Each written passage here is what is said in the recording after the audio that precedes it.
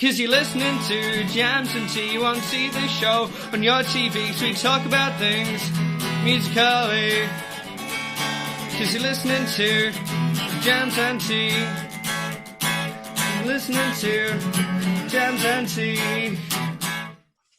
All right, everybody. Welcome to another episode of the Jams and Tea Podcast Record Club. Hopefully you have already watched our episode that went up earlier today, which is on the new Everything Everything album and the new Flaming Lips album, two hotly anticipated releases from some pretty big bands, so you might want to go check that out. But, however, we are now here, and this week we are going to talk about Tyler's recommended album, that being XTC's, I almost said Skylarking just because I'm dumb, English Settlement. English Settlement, exactly. Yeah, so XTC, for those who need context, although I suppose since this is a video titled XTC English Settlement Review, you probably don't, but if you do... No, but it's an album club, our point is to introduce people to music. That's a very good point. So XTC are a British, or were a English, I should say English more than British, but whatever, rock band. Very, very influential in the late post-punk, early new wave scene, and also really stood out for their contemporaries as well in terms of their longevity. They released music up until the turn of the century and stayed reasonably, in my opinion, stayed very consistent.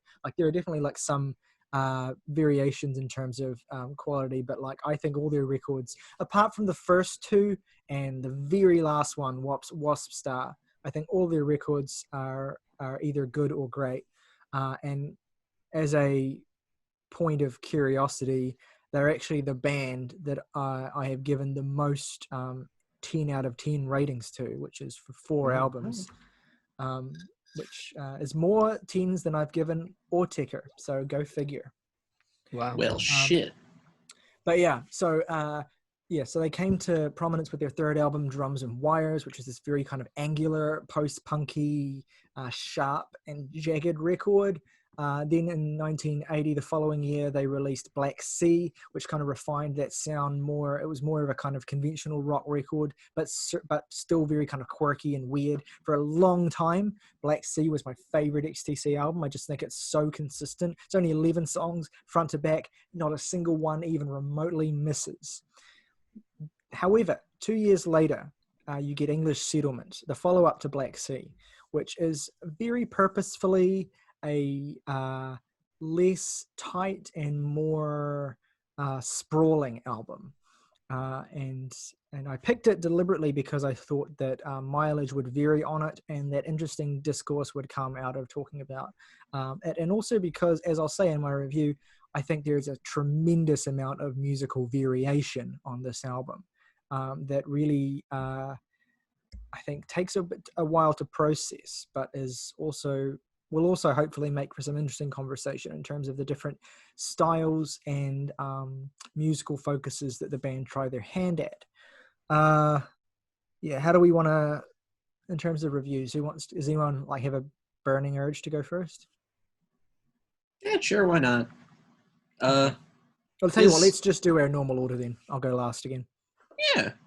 Well, XTC I am slightly familiar with just because of Tyler. I checked out Skylarking a couple of months ago, and that record definitely, it was immediately I was like, yes, this is my shit. This is some really solid new wave. I think if you're trying to get into XTC, I guess the best way I could sell you on it is that it's just if you like Talking Heads, you'll very likely dig this. It's not exactly the same, but I would definitely file them under the same niche of new wave. But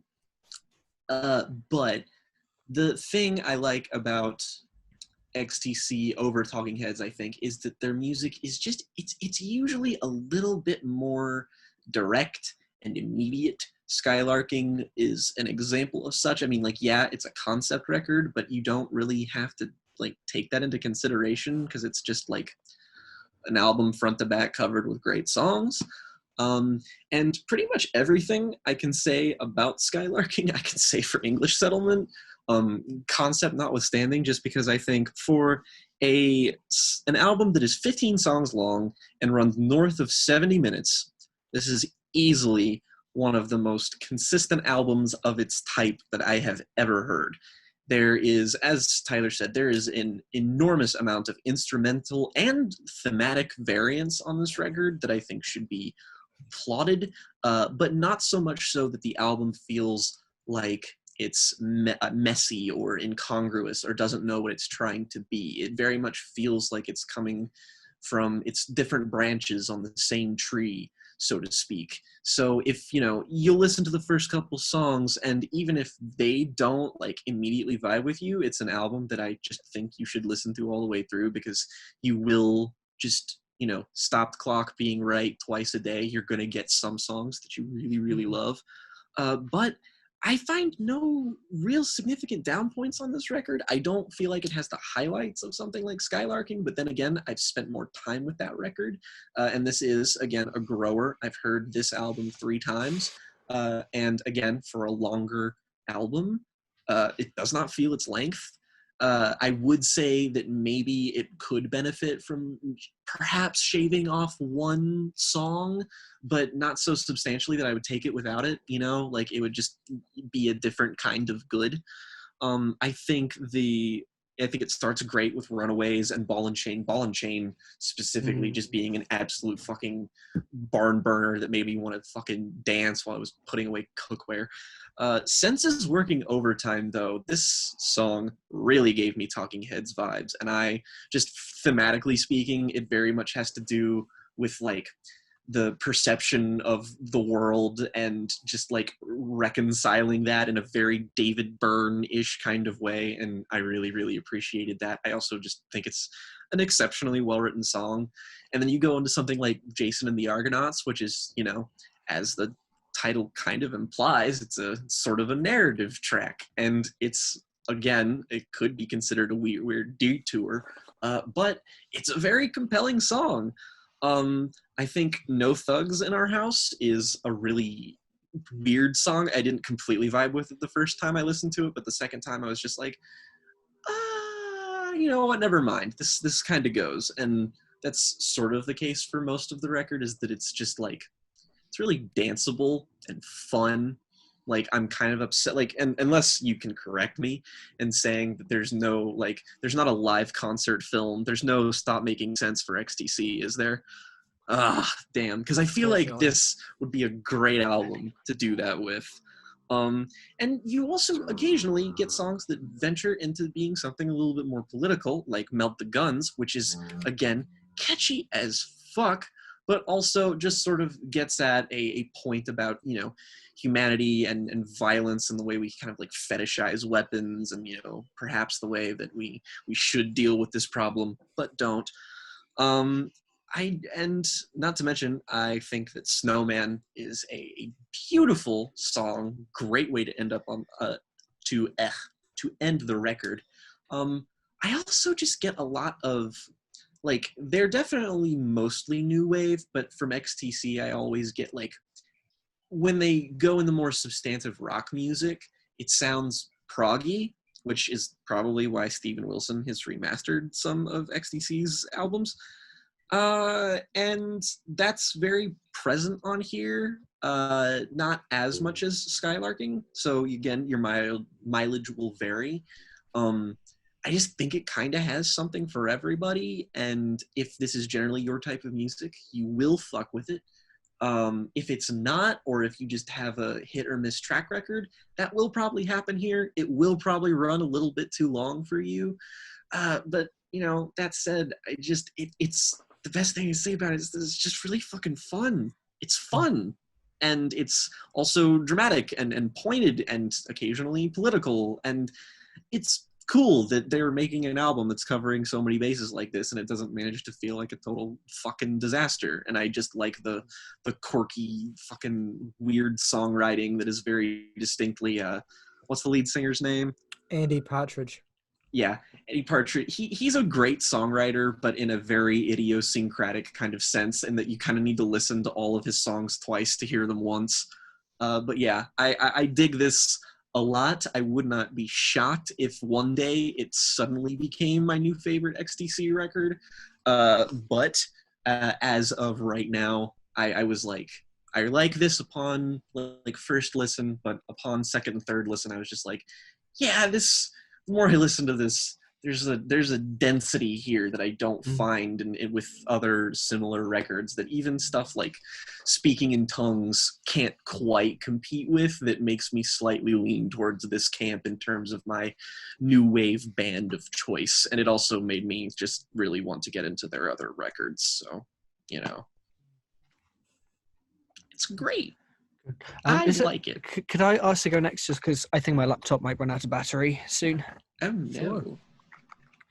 Right. So, my opinion on this record is weird, because I don't really have a take on it. I just think it's a consistently good album with some real soaring highlights on it.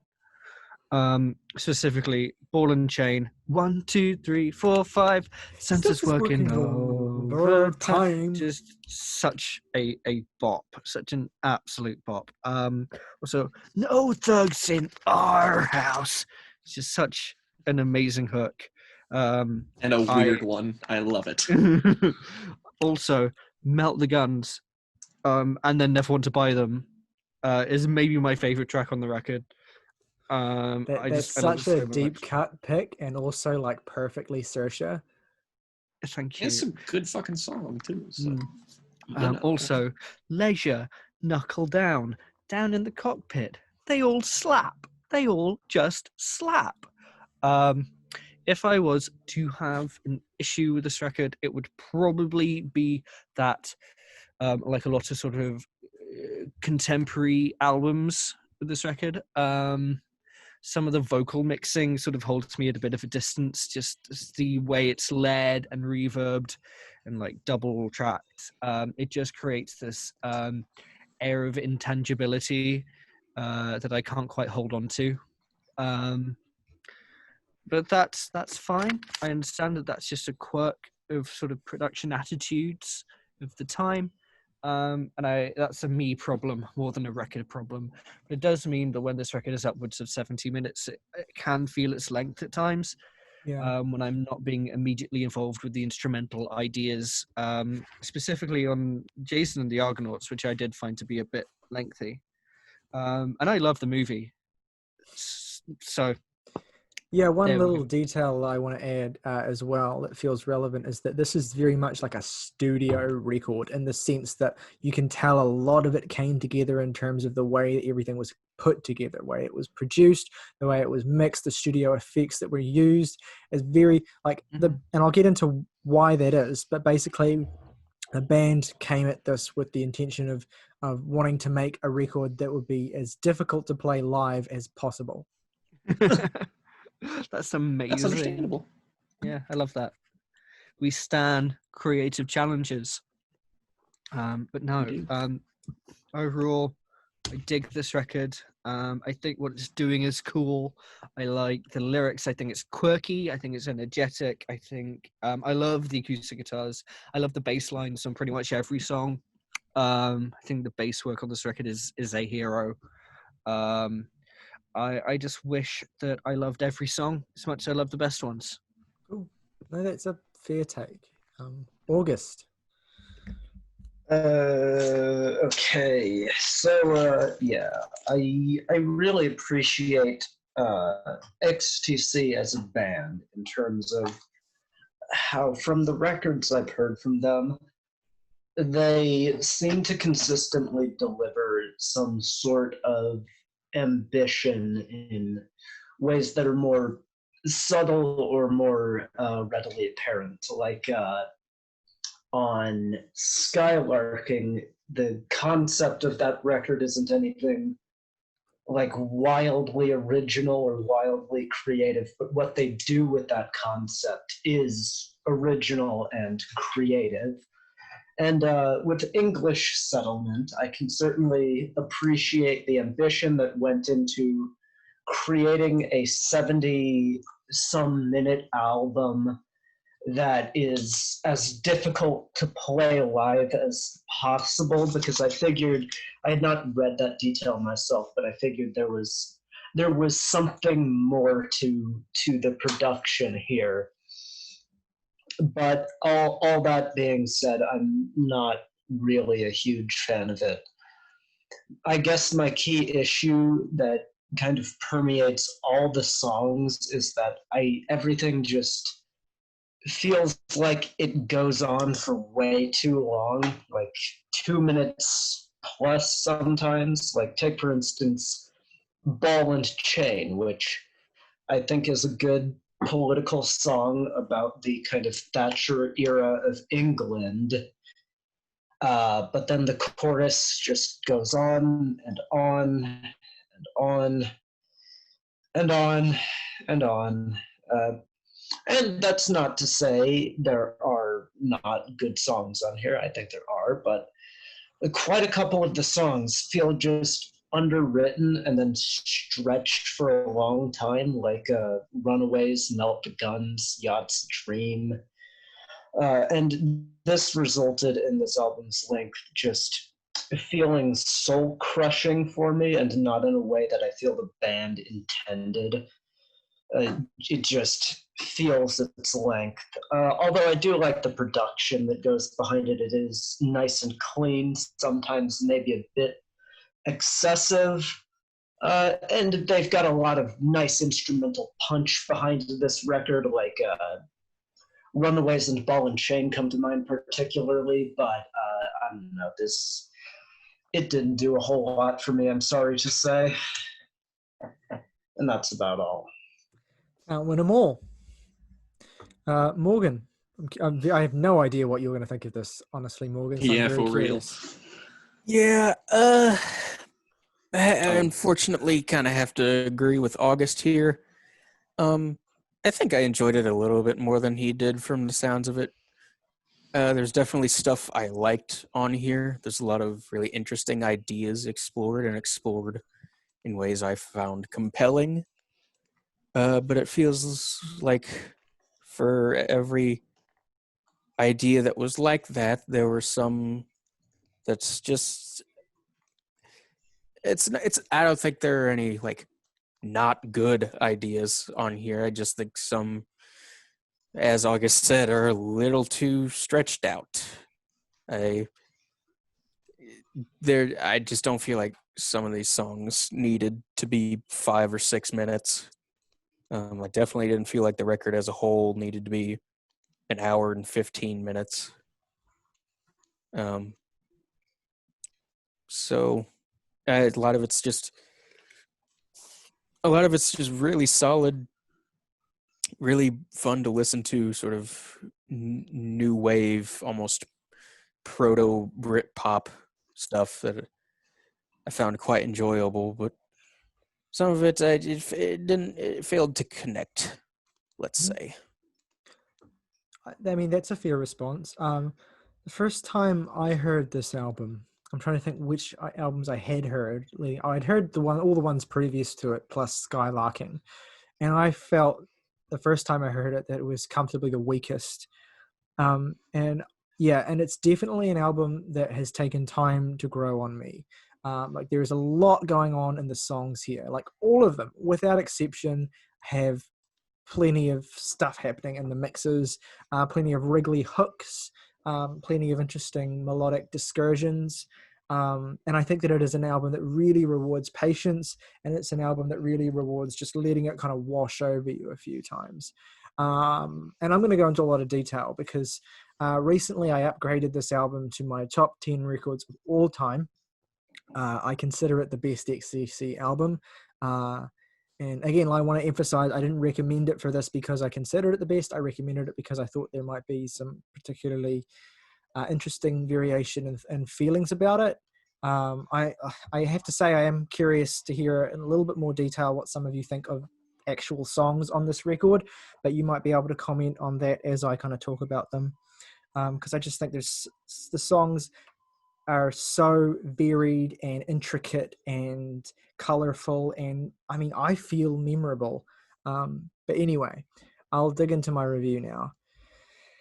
Okay, so after an initial 2 albums of angular post-punk that struggled to find an identity, before hitting it big with Drums and Wires and Black Sea, two perfectly pitched and tightly wound post-punk / new wave fusion records, XTC decided to go big with their sprawling 1982 double album English Settlement. Now, as I've said, I think this is not the best introduction to the band. Most people, including me, will argue they have more immediate, structurally unified and tightly wound records. I think the best possible intros to the band are either Skylarking or Apple Venus Volume 1, and I think Jake would probably back me up on both of those. Absolutely. They are both incredible. Please give those underappreciated records a listen. Sure. However, English Settlement is more demanding and I think more interesting, as it sees the band really pushing some of their most ambitious arrangements yet and basically going for broke. You can definitely hear their ambition and their reaching sound on Black Sea specifically, which I think if I were to recommend a record to Morgan in August, that would probably be the one I'd recommend. But the record still doesn't really give you a sense of just how far they were going to take their sound on this album. This is the last album, and here's an important piece of historical context in terms of the band. This is the last album that XTC would release before they stopped touring altogether and became a studio-only band for the rest of their career as of 1983's underrated and folkier Mummer. And the change in pace and direction that record represents, though its roots can be found in some of the arrangements here, was clearly necessary.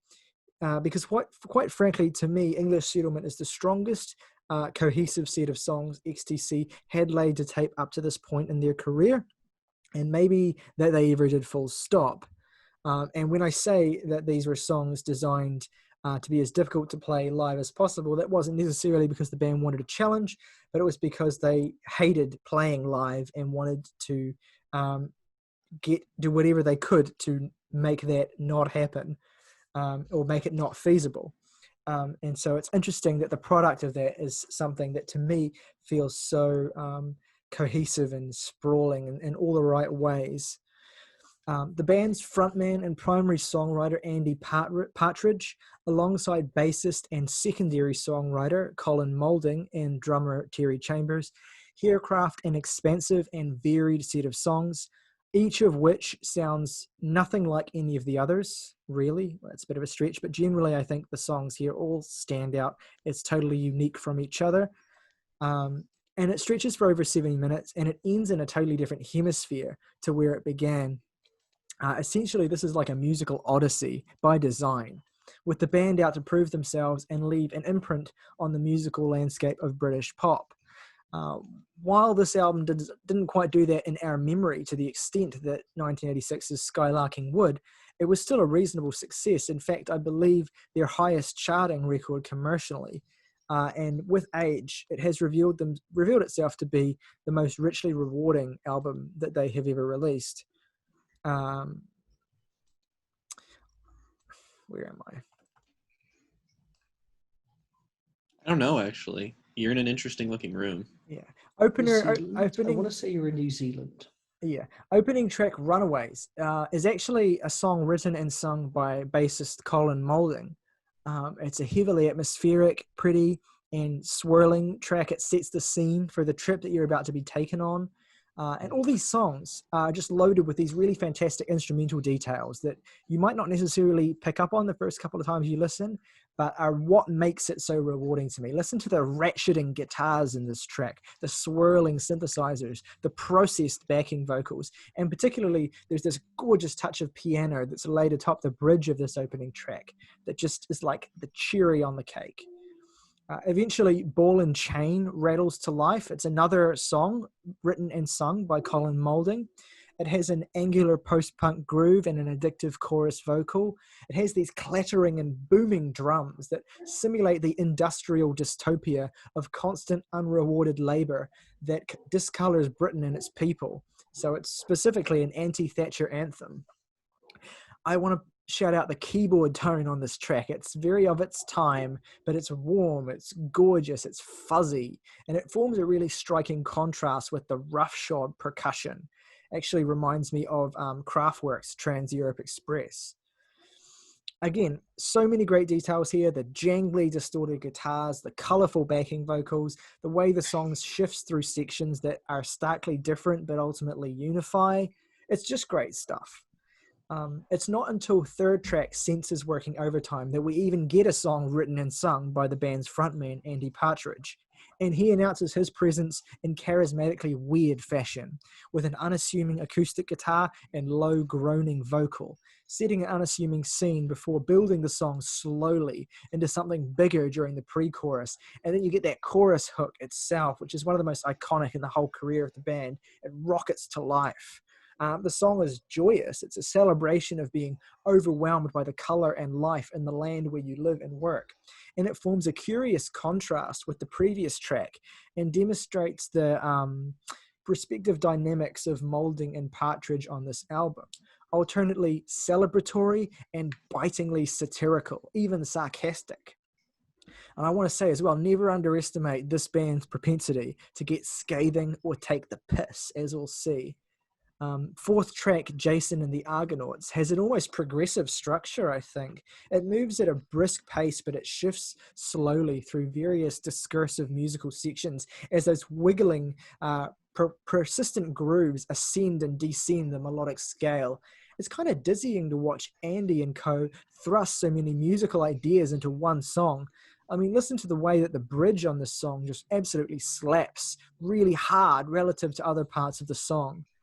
A special shout out is also due to Colin's bass work, which is really infectious and adds a lot of character to the track, especially in the way that it interacts with Terry Chambers' off-kilter, eclectic drumming patterns during the song's extended breakdown. And speaking of that breakdown, we have to shout out the production on this album as well. Listen to the way the music actually travels across the studio channels in your headphones while you're listening, swirling around before the bridge comes in again and hits harder than ever. The propulsive No Thugs in Our House is one of the record's hardest hitting tracks and a pitch-perfect demonstration of Andy Partridge's relentless, wicked satire of British self-righteousness. The song's ignorant and snotty parents, blissfully unaware of their son's debauchery. Their self-imposed blindness is the ultimate biting critique of England in the 80s. But the equally dangerous and it is suggested violent behavior of their son is also a cautionary tale of living in blissful ignorance as hate festers in your country, a lesson the Tories today still choose not to learn or to willfully disregard. And I think this is captured perfectly in the final verse of the song. Quote, "The insect-headed worker wife will hang her waspies on the line. She's singing something stale and simple now this business has fizzled out. Her little tune is such a happy song. Her son is innocent, he can't do wrong, 'cause dad's a judge and knows exactly what the job of judging's all about." I love living in my country, love living in the UK. It's great. Yeah, well, I mean, look, at least you have it's wicked satire like this. I mean, it sucks that you need it, but it's I just love that song. And then I really love the way that this song basically collides abruptly with one of the record's folkiest tracks, the flamenco guitar-driven Yacht Dance, which for me, a big grower track. I think it's ultimately a signature XTC song. It's one of their most idiosyncratic, interesting, and beautifully layered. It's really rich and lushly produced, even though it's kind of minimal. Andy's vocal presence on this song is really gripping. He twists and contorts the track's whimsical lyrics and strings words until they sound meaningless and blur together with the wordless vocalizations he also colors the track with. The man can make a hook out of pure gibberish and it'll stick in your head for days. Yacht Dance is also another richly sardonic and caustic song at its core. It mocks the blissful mindlessness of the upper class in lines like, We will dance like tiny boats with cotton sails upon the tops of the sea, made of people stained with scorn who never see the light of real love. Partridge paints a delightfully absurd scene of contorted dancing and meaningless motion, and it's absolutely infectious. I love it. And then you get the record's second side concludes with the absolute showstopper of All of a Sudden It's Too Late. I have to confess, this song was a big grower for me. I always dug it, but it never really stuck out to me as particularly special, not even after like a bunch of listens. But now I'm really struck by the striking directness that's actually there once you pay attention. It's a deeply sad and even moving song that captures the feeling of finding yourself in the middle of a life that's rushing beneath your feet like an airplane lifting off a runway. And there are just tons of classic lines here that capture that malaise of age with really strong imagery. One line that got stuck in my head, it always gets stuck in my head, is life's like a firework. You're only lit once and you must stand and radiate correctly. Another line I love is love's not a product you can hoard or pack a suitcase with. It's more a way you have to give. This is a much more mature and even-tempered perspective on living and processing the world than the Andy that we saw back on the closing track of 1979's Drums and Wires, where he basically screams at the top of his lungs that life is a complicated game with no winning moves. The development from there to here is striking. The third side of the double LP rollicks to life with the blunt and pointed anti-firearm screed of Melt the Guns, a track that honestly I could not stand the first time I heard it, but has gradually grown on me the more I appreciate its quirky character, the biting commentary, and an instrumental density that is surprising for a song that initially seems fairly sparse. That is an interesting song to hate upon initial. Like, I can't imagine you being that, like, just being like, nah, like, man, this ain't it, chief. It just hit me in a really abrasive way, and I did feel that it stretched on too long the first time I heard it. But like I say, I think there's a lot going on beneath the surface instrumentally that reveals itself to you the more you kind of like every time I listen to a given track on this album, I focus on a different thing instrumentally. And just focus on that thing because it's doing so much, like the bass, whether it's the bass line, the quirky drums, the weird effects on the guitars, and the other kind of strange instrumentation they occasionally introduce, like the flamenco on Yacht Dance, or the very unusual instrumentation of some of the later tracks I'll get to. But anyway, on Melt the Guns, the rattling drums, the lilting bass line, the staccato intensity of the central guitar melodies, and the almost shrill quality to the vocal delivery, it's pure XTC, and I suppose it will either work for you here or it won't, especially since this is the longest song on the record. If the song does have a weakness, it's not its length, but maybe the directness of its commentary, which is less poetic here than it is on other parts of the record, and is basically just pure white-hot rage. But then I think perhaps that actually suits the song, and perhaps that was the best decision to make, and it's certainly aged well. My favorite aspect of this song is the breakdown of the song in the center of it, in which Andy's voice is distorted by a talkbox microphone as this gorgeously playful melody gradually, slowly emerges from the ether, at first reverbed, but gradually becoming sharper and sharper and higher in the mix, seeming almost to move towards you at speed in the headphones before scattering across the stereo mix from one speaker to the other as Andy's voice intensifies and the song's chorus slams back into focus. It's exhilarating, and I feel like a fool for not appreciating that the first time I heard it. I love the shit out of it. Leisure has a jarring start-stop opening. Leisure. Can I get a sample of that, please? Someone. Well, you know what's interesting about that opening is that it's identical to the opening of Animal Collective's song "Chores" off their album Strawberry Jam, and it's just a neat example of a band that were undeniably influenced heavily by XTC in terms of their vocal stylings. Leisure is a humorously whimsical song about feeling listless in a world where human jobs are rendered obsolete by automation. Again, the instrumental detail adds so much character here. Listen to what sounds like a heavily distorted and atonal saxophone squall that appears about 3.5 minutes into the track. It's such a strange choice that shouldn't work, but it complements the downbeat chord progression beautifully, as the swirling vocal and start-stop song structure captures that feeling of being unfixed and untethered that you feel when you have no purpose in life and no way of killing the time. As someone who spent most of their year fucking around in a coronavirus-imposed isolation, it's a song that feels particularly relevant and hard-hitting. The band's restless experimentation continues with It's Nearly Africa, which is a stupidly fun song that is just loaded with these really addictive vocal hooks. Shake your bag of bones. Shake your bag of bones. Any day I now, fucking love that one. any day now. I can't get Andy's voice. It's just you're very close to like that particular timbre of his very strangely unique voice. yeah, it's a voice that if they didn't have producers that knew how to like mic Andy right, he might be unbearable to listen to at times, but it just works. There's a lot of character. And, it does, and it has that kind of nervous energy that David Byrne has in Talking Heads, but I think that Andy is a lot more charismatic than David is. And again, the strange stretching vocal effects applied to the bridge on It's Nearly Africa adds new sounds and textures to the record, as do the gently bobbing and weirdly detuned horns that appear in the second half of the track.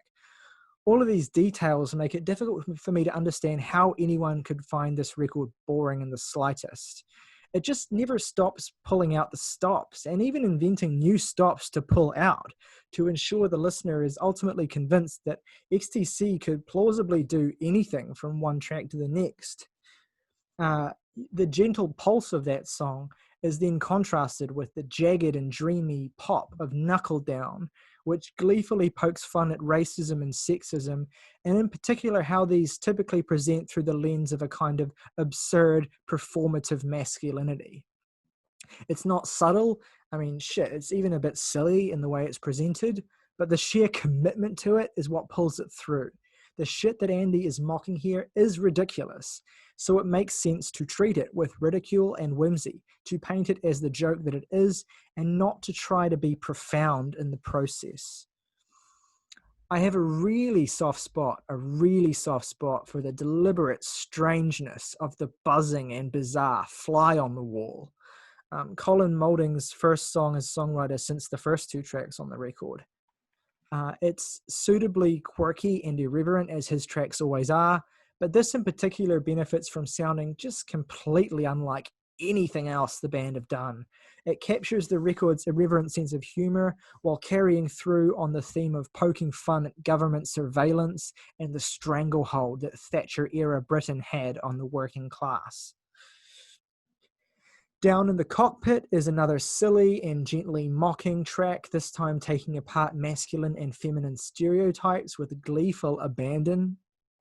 Instrumentally, it's another home run, with some of Colin's best bass work on the whole album, and a really Talking Heads-esque breakdown that basically looks forward to what that band would do on the following years, Speaking in Tongues, and then later on Little Creatures, but here with a distinctly British quality that separates XTC and I would say arguably infuses them with even more wriggling, idiosyncratic charisma than Talking Heads.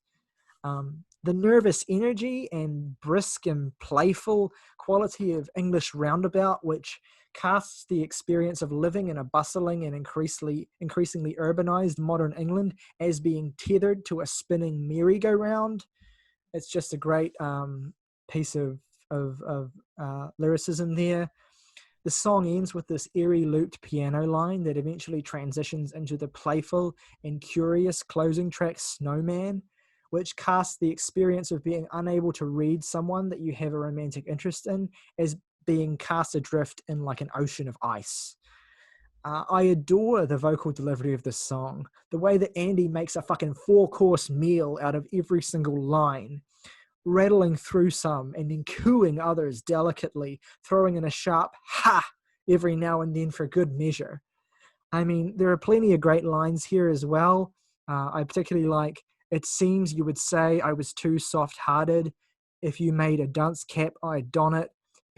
People will always be tempted to wipe their feet on anything with welcome written on it." The restless lilt of the song's musical arrangement ends the album in a curiously adrift and forward-looking mode, making it really tempting for me to just press play again once it's over and let the whole thing have its way with me another time. I mean, I do definitely get if it's not for everyone, and especially if the restlessness of the arrangements and the regular stylistic shifts amount to something that feels scattershot for you. But for me, everything just kind of clicks into place here, and we get the sound of a band at the peak of their powers. Their third great record in a row, and by far their most unwieldy and demanding. But I don't know, every song just works. I don't know if I can boil it down any better than that. Going to other 80s pop or new wave after this just makes it all seem hollow and empty by comparison, even the really good stuff. I think when you discover a band like XTC who constantly try to do a handful of different things with every song and almost always seem to pull it off, it's like being spoiled with a chocolate cake when you ordered a fudge slice. I mean, I'm not going to complain, but it is going to take me some time to digest it. And ultimately, what I love so much about XTC more broadly, even than this album, is, and it kind of, we come full circle because it's kind of like similar to what Everything do, and that they reinvent themselves on every album. Like this album, and then the next three after it, all sound like completely unlike each other. And it's like, so I think what Jake said earlier, that like this is a kind of album where there should be something here for everyone, even if the whole thing doesn't fully come together. And it's like you can basically decide based on the stuff that stands out to you here what sort of other XTC records you might be interested in pursuing from there. It's like a roadmap to the rest of their career, basically, with each of their subsequent albums taking a particular style that's mastered here and just borrowing into it more deeply. But yeah, I think English Settlement is a remarkable album. I can't emphasize how much of a grower it is. That doesn't mean you should feel obligated to listen to it more and like it more with time, but certainly don't feel surprised if some songs do grow on you a little bit when you kind of sit with them for a bit. But yeah, I just think there's so much going on here that it's really fun to dissect, and you get a taste of so many different things that I think were making new wave and pop music more broadly exciting in the 80s, especially when bands were getting really weird with it, like XTC did, and like a band like Oingo Boingo also do. Yeah, it's just so completely my shit, and I just wanted to share that with you all. Yeah, I definitely think I'm going to go back to this a few more times. Mm. I don't know if that'll be soon, but No, that's fair. Like, I totally. I'd suggest checking out Apple Venus maybe first and then coming back to English Settlement. Maybe that could, like, I don't know, refine your appreciation for what they're doing a bit more here. I think, yeah, particularly Black Sea and Skylarking are probably the best two to start with, just because Black Sea, you get a tight 11 tracks that are constantly not too long, and they just kind of really constantly push forward, and they have amazing hooks and melodies, whereas Skylarking, you get the concept album, you get the journey from one place to another. Whereas here, it's just a little bit more mishmash, it's a little bit more scattershot, but it'll either come together for you with time, or it'll just be not the XTC record for you. But I think it is important in terms of the progression of pop music in the 80s, because this was a commercially successful record, and it does, I think, give you a good starting point for where the kind of quirky style of pop music that XTC were doing would go more broadly than them from there in the future. yeah, definitely often heard what I felt like would be like progenitors for the future of pop music, particularly UK-based pop music, early 80s on. Yeah. Yeah, and I mean, like I said, I think even just the focus on the studio as an instrument here is really interesting and forward thinking as well. Like, obviously, it's the sort of thing that artists had done before this. Like, you look at the jazz records of Miles Davis, for example, which are the studio is like half the reason why they sound the way that they do, because of the editing and the way they're pieced together. And so what's so cool about this is the way that it's emblematic of the way that kind of studio experimentation and, like I said, using the studio as an instrument is kind of beginning to bleed into pop music in an interesting way that's kind of become fruitful as the decades have gone on. Because these are all like still songs that sound organic, like there are songs driven by the organic instrumentation that you can hear people playing, but the studio is just adding so much to it that wouldn't be there if on a record like Mummer, for example, which is a good album, but just much more stripped back than this. Yeah. I've talked a lot. Sorry. No, don't apologize. No, that's the best thing about this. Yeah, And this segment in general. If you didn't talk, this episode would be like 15 minutes. So Yeah. I think maybe not to slag off the record. It's a really good record. Yeah. I think maybe yeah. Anyway. Yeah, and you're all terrible for not appreciating it more, and I'll kill you. No, I would not. I would not dare. I just think that I would dare. Yacht Dance deserves more love. That's all I'm going to say. That's fair. That's fair. Anyway. I don't know about that. But well, it's fine. You don't have to know because I do. Let's do our favorite tracks and ratings then if no one else wants to say anything. Sure. I mean, I don't have anything else to say. That's about it. So good. Yeah. Let's go in our regular order then. Jake. Well, my three favorite tracks are definitely going to be Senses Working Overtime, Ball and Chain, and, I was going to say Down in the Cockpit or Snowman, but I'm going to say, you pointed out how fun this track was, and I cannot disagree even slightly, and I will say It's Nearly Africa will be my third favorite. And my least favorite, just because I don't dislike the song, it's just and I even appreciate it a little bit more, it's just the one that I have the most developing relationship with, and I'll say my least favorite right now is Fly on the Wall. And cool. I'd give the album an 8. Nice. Fair enough. A good take. That's fair. That's fair. August. There's just pain. Okay.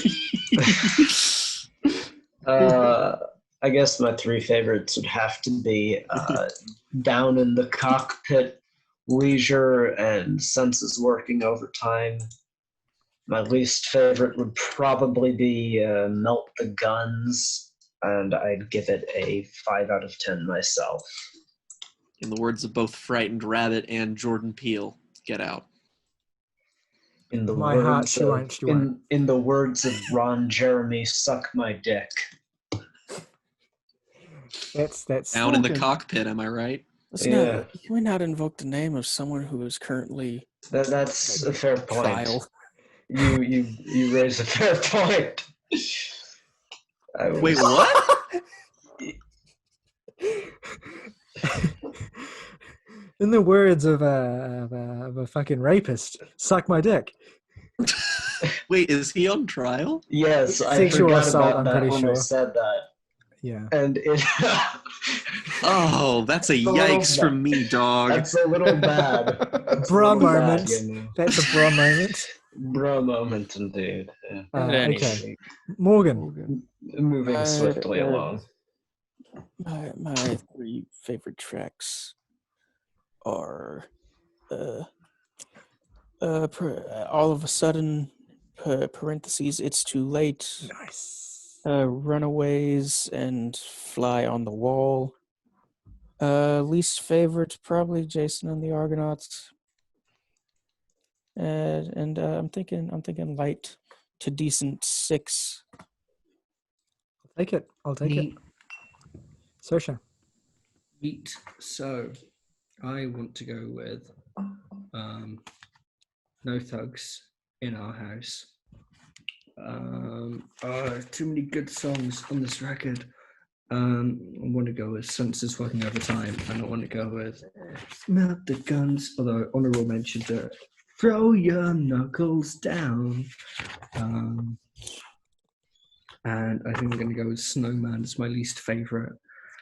And I'm dropping a 7.5 on this. Cool. I'm done. Awesome.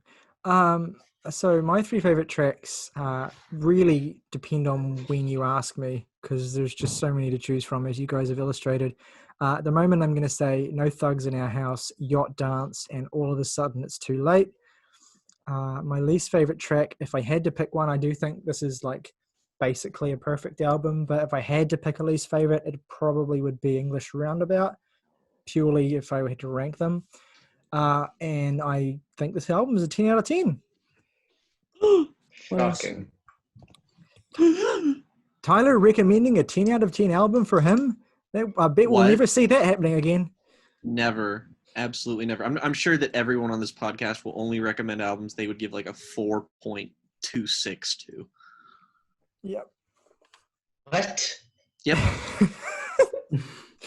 Okay, so like we said at the start, if you haven't watched our main episode on Everything and the Flaming Lips, you should go and do that now. Next week on Record Club Review, we're going to be dissecting Swans' megalithic 2-hour The Glowing Man, which is Jake's recommendation. So if you haven't heard it, go and check it out. If you have heard it, please let us know either in the comments or on Twitter what you think of the album. If you do give us your review of the album, we may in fact read it out on the podcast. So, do that. But yeah, look forward to that. And let us know what you think of this album as well. What are your thoughts on XTC? What's your favorite XTC album? How do you feel about English Settlement and how it fits into their career arc? Please tell me why you're mad that I didn't make everyone listen to Skylarking instead. And yeah, best XTC album. Top 5 band for me. Forever. Good band. All right, and on that note, rock over London, rock on Chicago, Gatorade, is it in you?